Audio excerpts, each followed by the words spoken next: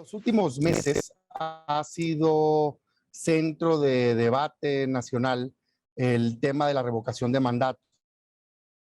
La revocación de mandato es un derecho ciudadano que nació hace ya algún tiempo y que en los últimos meses aquí en el Senado de la República y en la Cámara de Diputados legislamos.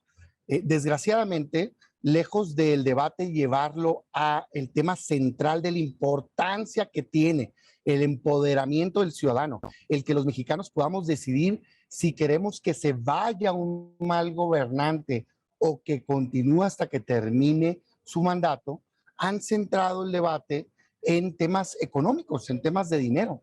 Y es verdaderamente pues una desgracia. Vemos una opinión, otra, todavía hoy estamos viendo respuestas, propuestas, y a mí lo que me parece es que tenemos que ponernos constructivos todos, en una actitud positiva para hacer realidad este derecho del ciudadano que no está en duda. Le guste o no le guste, a quien no le guste, es un derecho constitucional que ya nació, el poder los mexicanos decidir si un gobernante se va, y a mí me parece un gran derecho, un apoyo total a esta figura. Por eso, hoy reitero una propuesta que hicimos desde que propusimos la Ley Federal de Revocación de Mandato, que desgraciadamente en su momento fue rechazada y que hoy me parece una solución a este problema que tenemos. ¿Cuál es la propuesta concreta que a la Ley Federal de Revocación de Mandato? Que permite el que se junten las casillas que están en la misma ubicación. Ustedes saben que en una misma ubicación puede haber varias casillas. Darle la facultad al INE de que las junte en una misma y que también hasta 3 casillas cercanas que estén en los alrededores se puedan juntar en una sola. Esta idea no es una ocurrencia. Así está la Ley Federal de Consulta Popular vigente. Por eso la consulta popular y por otros motivos pudo costar mucho menos, 5 veces menos que lo que hoy el INE está planteando para la revocación de mandato.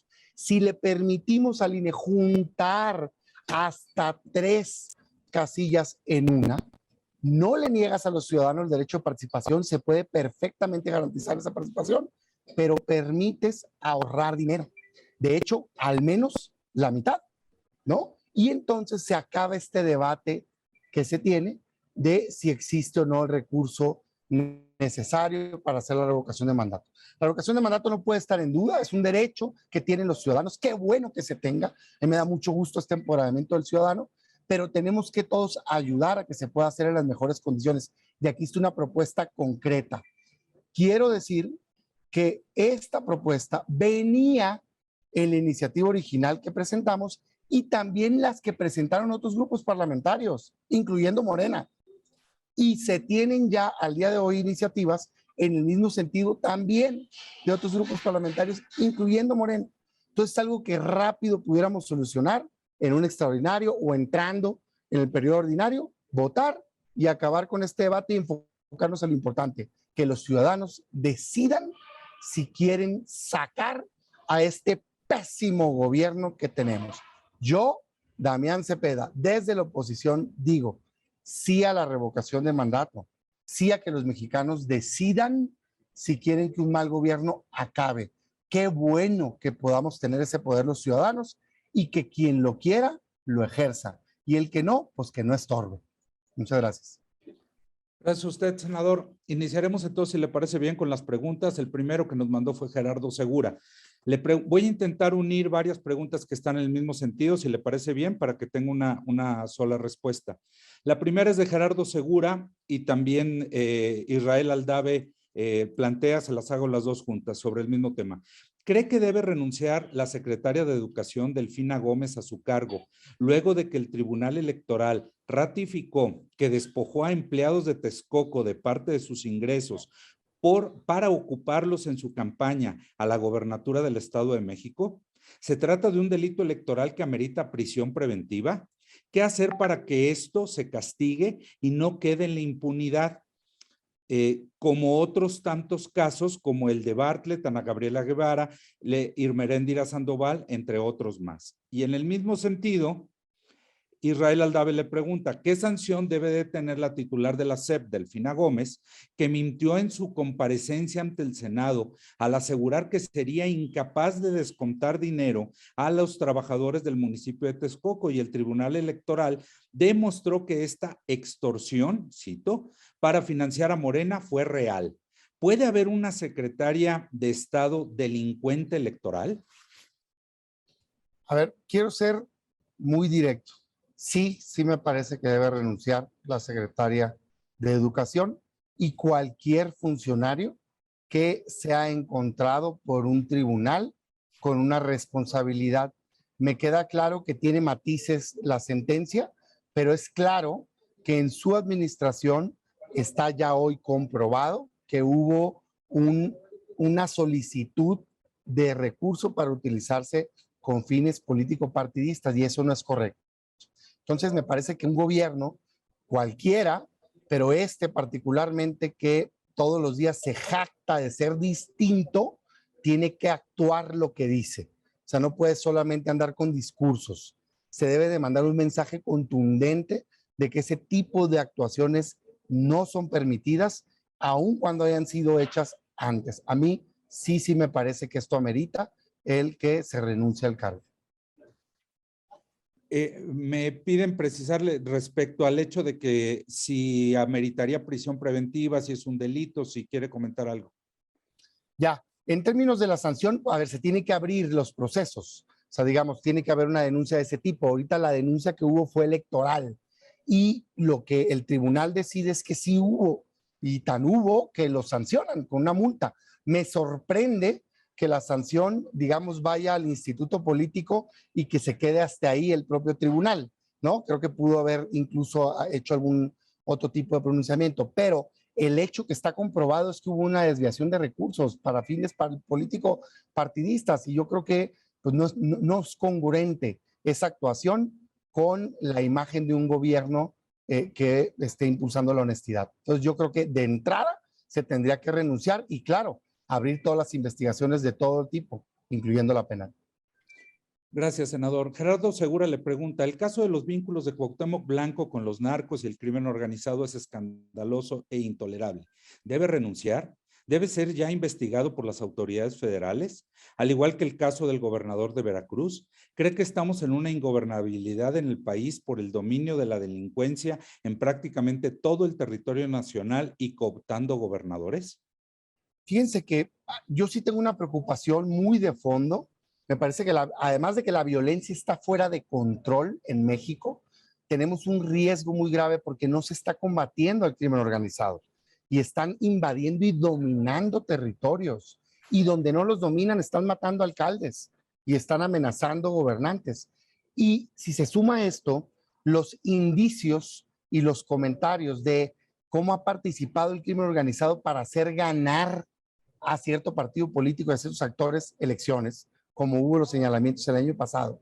Y si vemos estas fotografías de convivencia y vemos cómo no hay gobernabilidad y no hay ley en estados como el de Morelos, a mí sí me parece muy delicado. Creo que se tiene que abrir una investigación, entiendo que ya se abrió. Estoy consciente que una sola imagen por sí misma no es una prueba, digamos, contundente de una liga, pero sí es un indicio. Y si me parece que si a eso le sumas el desgobierno que existe, el no ataque al crimen organizado, el completo descontrol que hay en Morelos, la violencia fuera de control, sí me parece que el asunto tiene que ser revisado y si se encuentra una liga sólida, tiene que tomarse cartas en el asunto, incluyendo, por supuesto, quitar a ese gobernante. En el caso de Veracruz, a mí me parece que es de los estados en los cuales sí se podría valorar y estoy fijándome muy bien en mis palabras. Sí se puede valorar si se encuadra la figura de desaparición de poderes. Esa es mi opinión personal. Yo sé que otros han dado opiniones distintas. En mi opinión, Veracruz está completamente fuera de control. Completamente. O sea, un gobernador que no respeta la ley, un Congreso que ha sido copartícipe, por ejemplo, al destituir ilegalmente al anterior fiscal. O sea, esto no es nada más de este momento. O sea, viene de tiempo atrás. Y un poder judicial que ha sido cómplice de un actuar indebido por parte del gobierno del Estado, del Poder Ejecutivo. Eso, en mi opinión de abogado y de senador, sí configura que los tres poderes están en una actuación indebida. Y me parece que sí se debe de analizar ese caso. Además del claro desprecio que ha mostrado el Ejecutivo hacia los contrapesos y las medidas de control constitucional, como es el Senado de la República. O sea, ese gobernador está fuera de control, para decirlo de manera concreta. Hay persecuciones políticas, meten a la cárcel a gente por fines políticos, como al aspirante al Comité Directivo Estatal del PAN, como al secretario técnico de la Jucopo, como a los jóvenes por delitos absurdos, estúpidos, como estos temas de ultraje de autoridad, que ya parece que van a echar para atrás. Entonces sí me parece que Veracruz está fuera de control. Claro, ya salió Morena y el presidente López Obrador a defenderlo. Pues mal hacen, ¿eh? Porque me parece que ese tipo de ejemplos de gobernantes no los debemos de permitir, sean del partido que sean. No es un tema partidista, es un tema de gobierno. No estamos en otras épocas donde los gobernantes hacían lo que quisieran. Por eso, precisamente yo creo en la revocación de mandato. Cuando estábamos debatiéndola, mucho del miedo y mucho de la resistencia era, es que mañana van a querer quitar a gobernadores. Claro, claro que se debe de quitar a gobernadores que actúen mal. ¿O a poco no hubiera sido una buena idea quitar a Javier Duarte antes de que le hiciera tanto daño a ese estado? O a César Duarte en Chihuahua, o a Borja en Quintana Roo, o a Cuitláhuac en este momento. Se debió de haber organizado un proceso revocatorio. Y qué bueno que existan esas figuras, pero si no, existen otras legales. Veracruz está fuera de control. Esa es la realidad. Gerardo Segura finalmente le pregunta, ¿qué opina de la propuesta de reducir al 50% el número de casillas para la revocación de mandato? ¿No deberían mejor los de Morena poner fin a esa locura demencial, estoy citando, y pedir que ese derroche de recursos de más de 3 millones de pesos mejor se destinen a adquirir pruebas para el COVID que no hay o para ayudar a la ciudadanía en esta emergencia sanitaria? A ver, déjame dividir en dos mi respuesta. Qué bueno que me da la oportunidad de profundizar. Yo creo profundamente en la revocación de mandato. Creo que es correcto que aquí y en muchos lugares del mundo, como en Estados Unidos, por cierto, exista la posibilidad de quitar un mal gobernante. Se dice mucho que solo existe en países populistas. No es cierto. Acaba de pasar el estado de California por un proceso revocatorio. Existe, han quitado gobernadores. No existe a nivel nacional porque existe reelección y es una medida de rendición de cuentas. Pero es sano que el gobernante sepa que si hace un mal actuar, lo puedes quitar. Es sano, es positivo, empodera al ciudadano. Yo no entiendo, particularmente a la oposición, que han hecho una manda el oponerse, cuando el 83% de la población está a favor. Acaba de salir una encuesta que le preguntan, oye, ¿estás de acuerdo en que a este y a cualquier presidente lo puedas quitar? Te pregunten si lo quieres quitar. 83% de la gente contesta que está de acuerdo en que le pregunten. ¿Por qué nos oponemos a ello? Pero más aún, ya no es un tema debatible, es un derecho constitucional que ya nació. Entonces, hagamos lo posible de la mejor manera. ¿Qué creo? Que no tiene que costar tanto. Yo no estoy de acuerdo en que cueste tanto como dice el INE. O sea, creo que se parece más la revocación de mandato a la consulta popular, y si la consulta popular costó 5 veces menos, deberíamos de tratar de que cueste eso, mucho menos. No es una elección, es una consulta donde le preguntas a la gente si quieres quitar un mal gobernante, que se haga con toda la seguridad posible. Por eso creo que hay que ponernos positivos y constructivos y decir cómo sí. Y yo por eso hoy presento esta iniciativa en donde no solo propongo que se reduzca en 50%, sino hasta un tercio, como en la consulta, que puedas juntar hasta 3 casillas cercanas, porque la participación es menor, y que puedas sobre todo juntar las casillas que están contiguas en un mismo lugar, por favor, y puedes garantizar el acceso a los ciudadanos de una manera mucho más barata. Ahora bien, aún costando lo que dice el INE que costaría con todas las casillas, quiero que no pierdan de perspectiva a los ciudadanos que eso significa menos de 2 días que nos cuesta que este presidente esté en funciones, tan solo por lo que contrata de deuda pública. 2 días. ¿Vale la pena para quitar un mal gobernante? Híjole, yo creo que sí. Yo creo que sí. O sea, hacer una reducción del costo al mínimo posible, bajarlo a 1/3 de casillas, hacer un ejercicio que no cueste tanto, pero no perder de perspectiva lo que nos está costando este mal gobierno. Y particularmente mi mensaje a la oposición es, oigan, pues ¿qué no se supone que decimos que está pésimo este gobierno? Que Moreno es un desastre. ¿Cómo puede ser que si estamos viendo un gobierno que tiene más de 50 millones de mexicanos en la pobreza, 4 millones de nuevos pobres, 15 millones de mexicanos nuevos que no tienen acceso a salud, para un total de 35 millones de mexicanos sin acceso a servicios de salud básico, más violencia que nunca, división, persecuciones, y no lo queremos quitar? Por Dios, pues ¿dónde estamos? No, yo voy a luchar con todas mis fuerzas por cambiar este país. Jamás he sabido que cambie México o otro país sin luchar. No es momento de usar el Twitter nada más.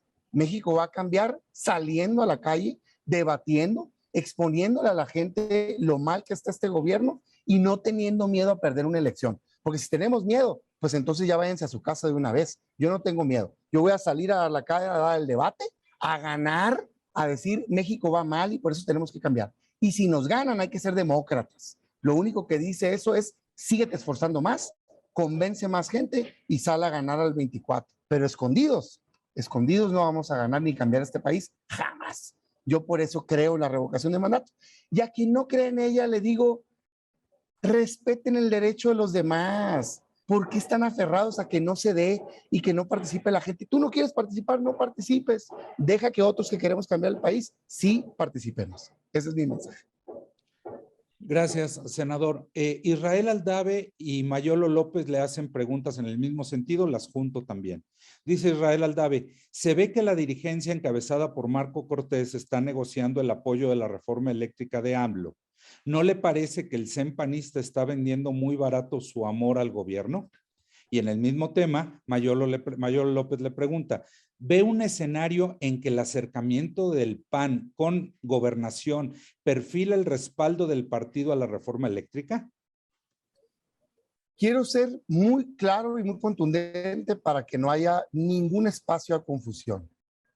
No a la reforma eléctrica. ¿Por qué? Porque es dañina la reforma de Andrés Manuel López Obrador, porque impulsa energía más cara y más sucia. No hay nada que mejorarle. Tenemos los votos para decirle no y no pasa. O sea, no es algo que va a pasar, es algo que solo va a pasar si la oposición es incongruente y se dobla. Entonces, si nosotros tenemos los votos, lo mejor que sería para México es no que se abra una mesa de debate, que se vote de manera inmediata y que se le diga que no y se deseche esta reforma dañina para el país. Y luego entonces entremos un debate de muchos otros temas positivos que pueden existir, que para eso estamos abiertos. ¿Quieren impulsar energía limpia y barata? Cuenten con nosotros. ¿Quieren esta reforma? Bajo ningún motivo. Lo quiero decir muy claro para que luego no haya sorprendido. Dialoguen con quien dialoguen, cuantas veces dialoguen. Jamás les vamos a dar los votos para aprobar la reforma eléctrica dañina de Andrés Manuel López Obrador y de Morena. Así de claro y así de sencillo. Cuando el PRI en un inicio empezó con titubeos, muchos de nosotros criticamos y dijimos, oigan, ¿por qué hacen eso? O sea, hay que ser contundentes, a la gente no hay que confundirla, no abramos la posibilidad, es dañina. La respuesta es no, tenemos los votos. Que hoy el PAN lo haga, yo no lo entiendo, no lo comparto, pero quiero ser muy claro y decir, no vamos a dar los votos. No le vamos a dar los votos a esa reforma eléctrica dañina. Oye, diálogo, pues el diálogo existe siempre. Ha existido en el Senado, siempre hemos construido, digamos, opiniones y demás, pero al final del día los votos se van a dar en el Poder Legislativo y desde ahorita les digo que no van a contar con los votos de nosotros. Y esto es algo que lo hemos platicado muchas veces y al menos en el Senado no va a apoyar los senadores del PAN Jamás una reforma eléctrica dañina. Y no hay manera de componerla, ni le hagan, porque el corazón de esa reforma es que el gobierno quiere ellos generar energía cara y sucia. ¿Por qué digo eso? Porque el gobierno le cuesta más del doble producir energía eléctrica, por ejemplo, en ciclo combinado, que un productor independiente, y le cuesta más de 4 veces que energía renovable privada a largo plazo. No hay manera. Lo que quiere es, como no puede competir, quiere él generar la energía y él venderla más cara o bien subsidiarla. No lo vamos a permitir. Así es que ni le busquen, hombre. No hay que buscarle 3 pies al gato, como dicen, o para qué tanto brinco estando el suelo tan parejo. A mí no me gustan las confusiones. Yo soy claro, de blanco y negro, y ojalá y así sea todo el pan. Gracias, senador. Mayolo López le pregunta, la Secretaría de Gobernación es Mayolo López y Claudia Flores Barreto sobre el mismo tema. Mayolo le pregunta, la Secretaría de Gobernación sostiene que no hay más dinero para el INE. ¿Sí? Y Claudia Flores le dice en el mismo sentido, Morena impulsa la aprobación de leyes que luego no cumple o se retracta. ¿Qué va a pasar con el resto de las leyes? ¿Basta con un no tengo dinero para que la ley no se cumpla en este país? Cuando eres legislador no tienes la obligación de aprobar leyes o reformas legales que sean financiables. En este sentido, ¿qué importancia tendría el fallo de que tuvo la Corte en este asunto? Primero, sí tenemos la obligación de tener un dictamen de impacto presupuestal. Yo en lo personal creo que la revocación sí es posible con el recurso que se tiene. Para ello, presento una alternativa. O sea, no solo se soluciona incrementando más dinero, también se puede solucionar quitando casillas. O sea, si tú juntas 2 o 3 casillas en un mismo lugar, la gente puede acceder a votar y cuesta mucho menos. Y creo que ya ha venido el INE haciendo modificaciones que habían sido recomendadas para hacerlo más similar a una consulta que a una elección. Sí es posible la revocación con mucho menos dinero. Esa es mi opinión y aquí está mi propuesta para que eso pueda llevarse a cabo. Este debate de es que todo lo más importante, lo único importante es dinero, yo no lo comparto. De hecho, me parece lastimoso que el debate de la revocación esté convertido en un tema de dinero. Yo creo que todos hay que ponernos en el cómo sí. Ahora, se les dijo, yo fui parte de la mesa de debate de revocación de mandato y cuando estábamos debatiendo este tema, no crean que no se vio, se debatió. Por eso yo les digo que esta propuesta que yo hago la venía desde la propuesta que hice de ley general completa. O sea, y venía en la de Morena misma, porque todas fueron tomadas de la ley de consulta, pero estaban muy necios de que no, de que había habido poca votación en la consulta popular por esto y que tenían que ponerse las mismas casillas. Entonces decíamos, oye, le vas a exigir mañana al INE que lo haga más barato, dale las herramientas para que lo haga más barato. Creo que después de todo el problema que se generó, hoy es momento de recapacitar, aprobar esta reforma y se acaba el problema. Y se acaba el debate de si hay dinero o no hay dinero. Yo sí creo que se puede hacer una revocación con mucho menos dinero. Y esta es solo una de las propuestas, Otra es usar tecnología y otras cosas más. Pasando a otro tema, senador, Rita Cerón le pregunta, los contagios en la Cámara de Diputados se dispararon 10% en los primeros días de enero. ¿Hay condiciones para llevar a cabo los foros de la reforma eléctrica o deberían posponerse? Miren, me parece que una de las pocas cosas positivas que esta tragedia de epidemia nos trajo es acercarnos a través de las vías de tecnología e información. Miren, aquí estamos, yo estoy aquí en el Senado y todos estamos conectados y estamos dialogando. Entonces, me parece que si hoy lo prudente es que esos foros se conviertan en semipresenciales, debería hacerse, pero no tienen por qué pararse. O sea, perfectamente se puede dar ese debate a través de foros virtuales, Zoom, Webex, en fin, muchas plataformas que existen y escuchar a expertos y especialistas. Creo que están muy claras las posturas. La verdad de las cosas es que el gobierno no tiene una postura técnica. La postura es más como nacionalista y tergiversa la verdad. Ya vieron el ejemplo de, es que cuesta 5 pesos el kilowatt y a las empresas les cuesta uno, cuando es mentira. Se agarraron la tarifa DAC de alto consumo que no tiene ni el 2% de la población, cuando la tarifa verdadera básica es de 0.87. O sea, con mentiras están dando ese debate. Creo que ese parlamento es la oportunidad de que expertos puedan decir las verdades. Han salido publicaciones muy interesantes en los últimos días que hablan de cómo va a costar pues hasta 50% más y cómo se va a emitir mucha más contaminación con esta reforma. O sea, no hay manera, hombre. La reforma es negativa. Yo por eso digo, yo no entiendo cómo la oposición, si tiene los votos para que no pase, anda pidiendo un diálogo sobre una reforma que tienes el poder de desechar. Deséchala.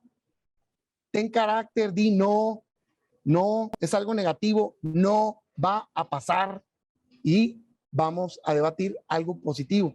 Me parece muy extraño. O sea, yo si algo me parece negativo, no ando buscando yo dialogarlo, ¿verdad? Yo lo que digo es, votémoslo. ¿No quieres hablar de cosas positivas? ¿Quieres esto negativo? Votémoslo. No tienes los votos, no pasa. O sea, el mensaje a los ciudadanos es, si la oposición no se dobla, no va a haber reforma eléctrica dañina de Andrés Manuel López Obrador. Así de claro, ¿eh? Y que no me vengan mañana con que ya le quitaron lo del órgano autónomo, entonces sí, no, porque toda la reforma es dañina, porque impulsa energía eléctrica cara y sucia. Debatamos nuevas tecnologías, apertura, energía limpia, energía barata. Eso sí. Gracias. Senador Gerardo Zedillo le pregunta, ¿qué opina de la actuación de Marco Cortés y su dirigencia de cara a las elecciones de este año? La farsa de proponer a Carolina Villano en Hidalgo, por ejemplo, ¿la coalición opositora tiene futuro así? ¿La coalición opositora tiene futuro así? Me preocupa mucho el 2022. Creo que se han repetido errores del 2021. Como ustedes saben, yo no creo en la alianza, creo que es un error, creo que hubo un fracaso absoluto en las elecciones de 2021, al menos en gobiernos estatales, de todas las que compitieron, todas se perdieron, y me parece increíble que habiendo tenido ese resultado tan negativo se repita. O sea, nos fue tan mal que queremos continuar por ahí, pues no. En estas elecciones, que son 6, gobernamos 4 estados. Estamos obligados al menos a mantener esos 4 estados y tratar de crecer. Perder uno sería un resultado negativo, perder más sería desastroso. Me preocuparon las declaraciones que escuché y hoy yo lo que deseo es que tengamos el mejor resultado posible. Sin embargo, viendo algunas decisiones que se toman por la dirigencia, me parece que está irreconocible el partido. Voy a poner algunos ejemplos.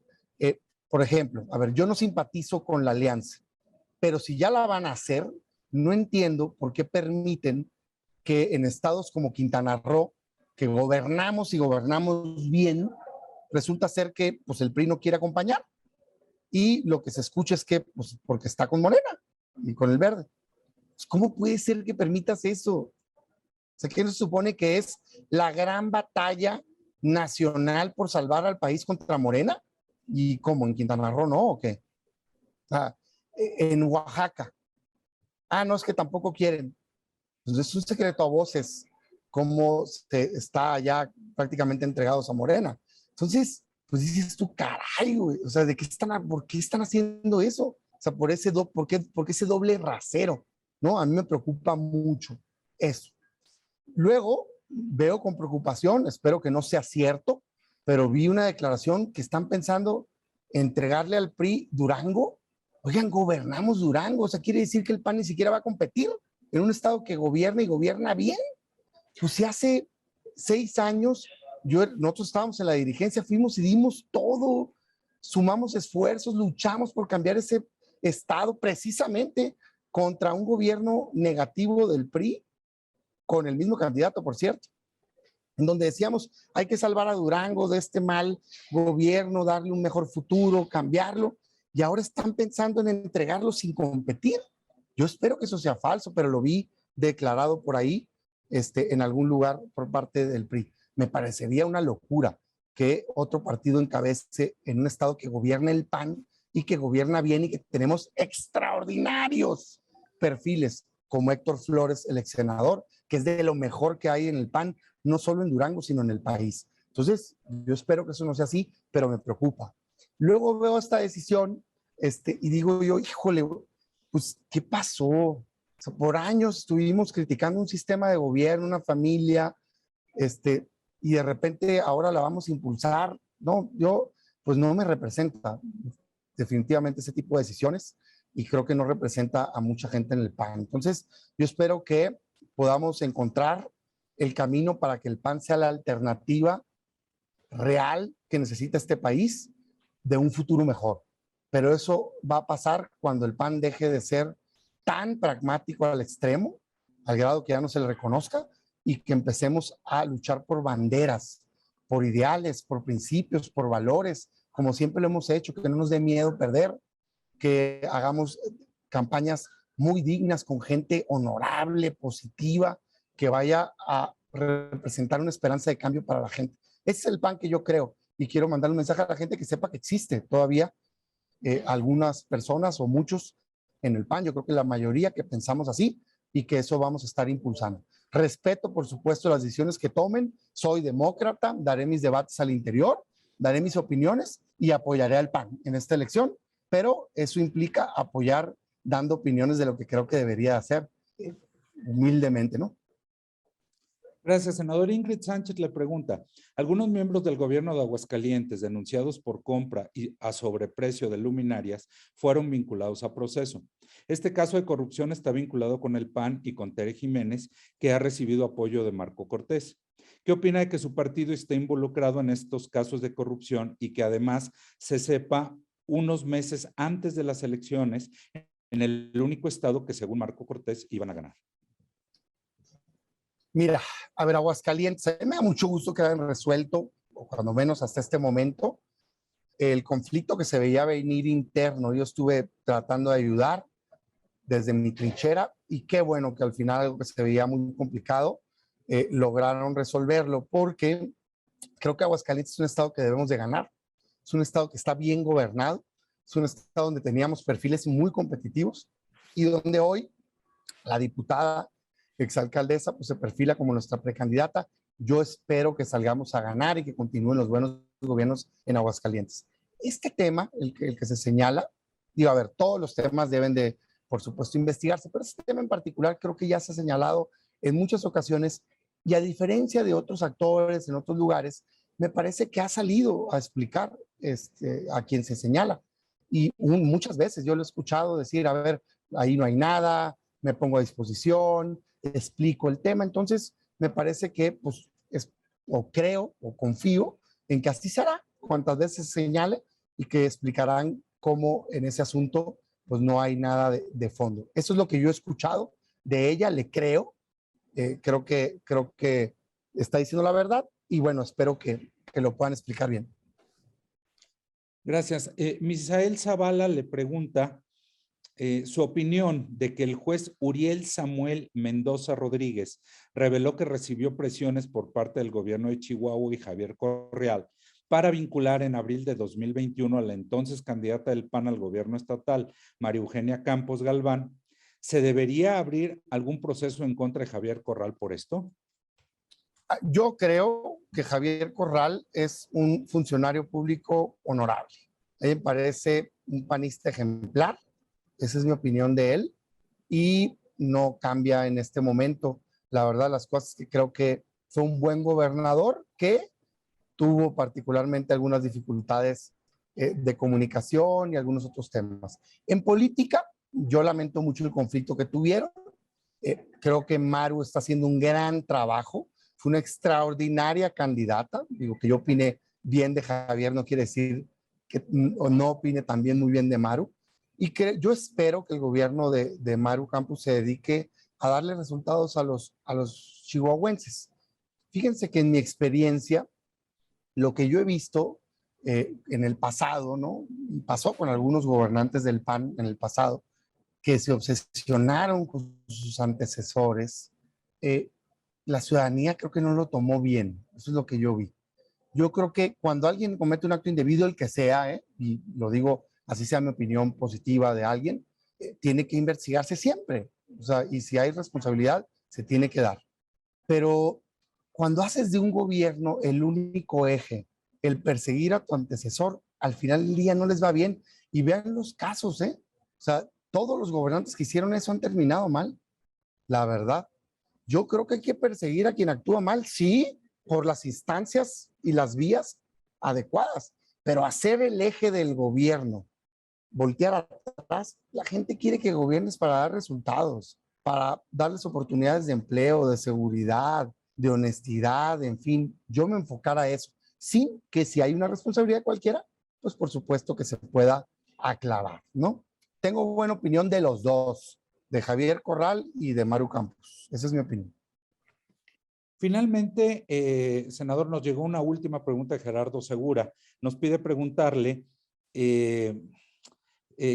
comentarle que hoy desde Palacio Nacional se dio una fuerte arremetida contra el INE y ya es clara la postura de desaparecer esta institución, estoy citando. ¿Cómo hacerle entender a López Obrador y su equipo que eso de ninguna manera se permitiría, pues eso sería incendiario para el país? Otro ejemplo de que hay ciertos temas donde lo correcto con un gobierno tan autoritario e impositivo como el que tenemos es decirle no. O sea, el no es una alternativa y luego la acompañas del cómo sí. Por eso me sorprende a mí que caigamos en este esquema en donde el gobierno lo único que le interesa es aprobar sus reformas. Hombre, no puede ser más evidente. O sea, ¿qué salió a decir el secretario de Gobernación? Vamos a dialogar sobre la reforma eléctrica. Nosotros hemos dicho que otros temas y que no sé qué, ellos han sido clarísimos. Reforma eléctrica. Y luego van a querer la electoral. Y luego quieren la de la Guardia Nacional. Las tres son dañinas, hombre. Se le dice en el legislativo que no tienen los votos, no te doblas y listo. ¿Quieren debatir temas positivos? Vamos a dialogar.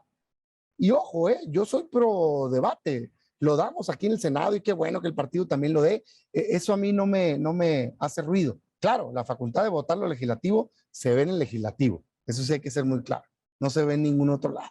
Pero creo que el debate, el diálogo se puede dar.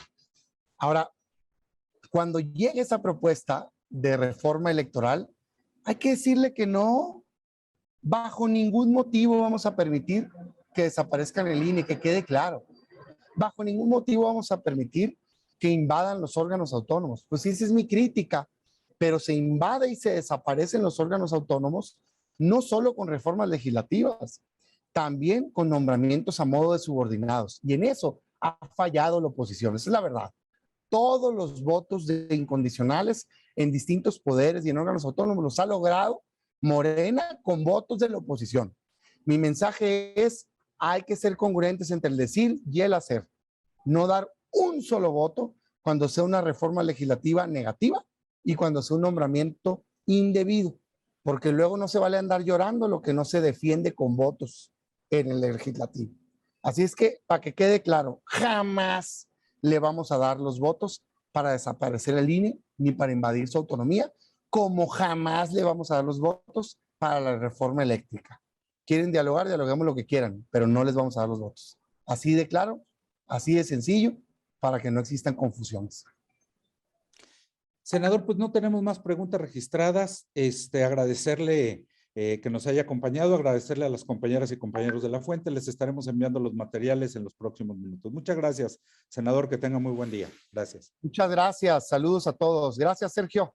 Gracias a todo el equipo.